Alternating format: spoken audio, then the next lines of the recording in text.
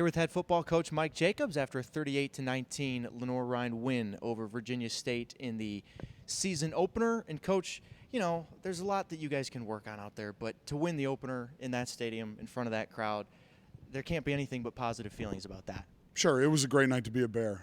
Can't say enough about our administration, President Witt, Vice President Athletics, Kim Pate, really Bear Nation for rallying and providing the resources to build what I think's the best stadium in Division II football. And for our kids to come out and be able to play in that environment in a building where just such great attention to detail was paid to how it was built. It was a great night for our guys, and the energy we could definitely feel it from the fans. The game itself was a grind. You guys needed a couple drives in the fourth quarter to really put it away. 7+ minute drive to basically kill the last half of the fourth quarter. That had to make you feel pretty proud and good about the conditioning of the team and the will of the team to win. Sure, it was hot tonight. I thought our conditioning was definitely a factor. We did have a few guys with some cramping issues, but all in all, I thought we were in pretty good shape. At points our defense was on the field too long, and we put them in some bad positions with our ball security tonight. But in general, it's tough to win a college football game. We got a young team. It's going to take a while to learn how to win, but they come out here against a significantly improved Virginia State team with a win on our home field, and our home opener was a great night. Great night for Malik Taylor, too. His first real meaningful game action for you guys, 11 tackles and a pick.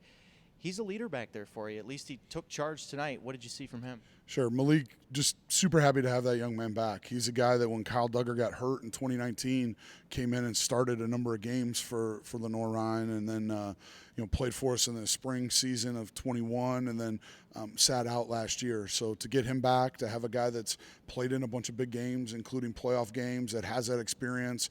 I think he had 11 tackles tonight, an interception, had a big stop on third down as they were going in towards the goal line. Just super happy for that kid and proud of the way he came back and played tonight.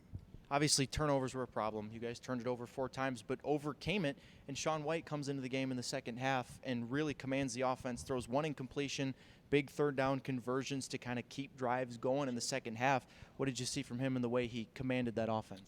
Sean was in a tough quarterback battle all camp, and both those kids played well.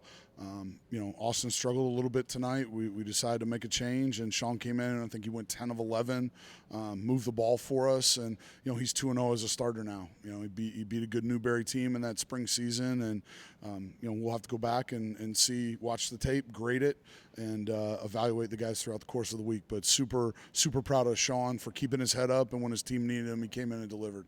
You got number 1 coming in next week.